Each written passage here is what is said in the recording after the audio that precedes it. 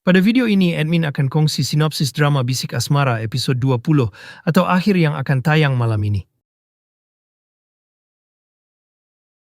Ruang tamu yang selama ini menjadi sudut paling tenang di rumah itu kini berubah menjadi ruang yang syarat dengan ketegangan dan luka yang tidak kelihatan.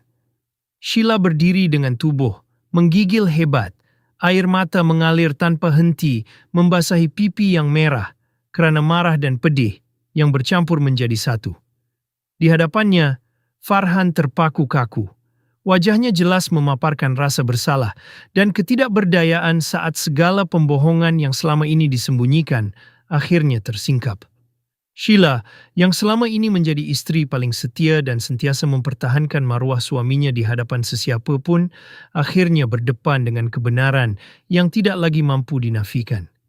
Naluri seorang istri tidak pernah silap. Farhan telah menjalin hubungan terlarang di belakangnya. Yang paling melukai hati Sheila bukan sekadar kecurangan itu, tetapi kelicikan yang dilakukan dengan begitu terancang. Terbongkar bahwa minyak wangi yang sering dihadiahkan kepadanya hanyalah helah kotor.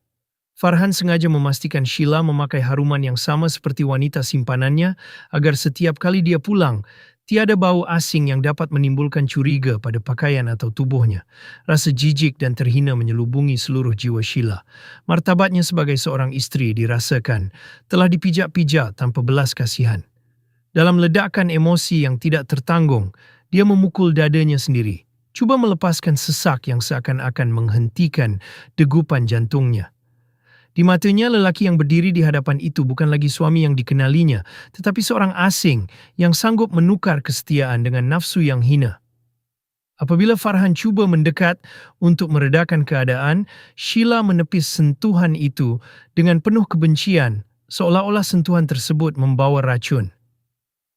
Dalam kemuncak amarahnya, satu tamparan kuat hinggap di wajah Farhan, sebuah luahan segala perit pengkhianatan yang dipendam selama ini.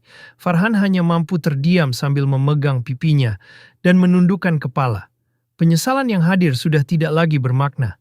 Di ruang yang menjadi saksi kehancuran itu, dia akhirnya menyadari bahwa kepercayaan yang dibina bertahun-tahun telah musnah sekelip mata, meninggalkan luka yang mungkin tidak akan pernah benar-benar sembuh.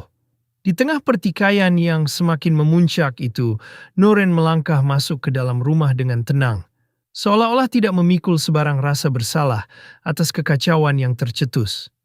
Sikapnya yang bersahaja itu menjadi pencetus kepada ledakan emosi yang sudah lama terpendam dalam diri Sheila.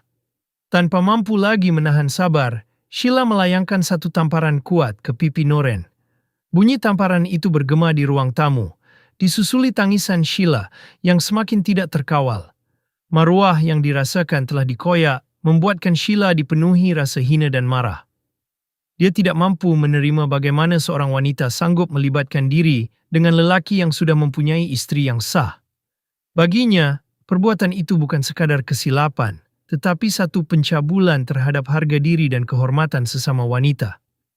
Namun Nuren bukan seseorang yang mudah tunduk atau menunjukkan penyesalan. Dia membalas dengan pandangan sinis dan senyuman yang seolah-olah mencabar, langsung tidak memperlihatkan rasa bersalah. Sikapnya yang meremehkan keadaan hanya menambahkan bara dalam hati Sheila. Seakan-akan tanggung jawab itu bukan sepenuhnya terletak di bahunya. Sebaliknya turut berpunca daripada kelemahan Farhan sendiri. Kata-kata dan reaksi Nuren menjadi minyak yang menyemarakkan api kemarahan. Sheila merasakan dirinya dikhianati dua kali. Oleh suami yang dicintai dan oleh wanita yang dianggap sengaja merosakkan kebahagiaan rumah tangganya. Dia yakin selama ini telah menjaga maruah perkahwinannya sebaik mungkin, tidak pernah memberi ruang kepada mana-mana wanita untuk mendekati suaminya kecuali atas urusan kerja. Ketegangan akhirnya memuncak tanpa kawalan.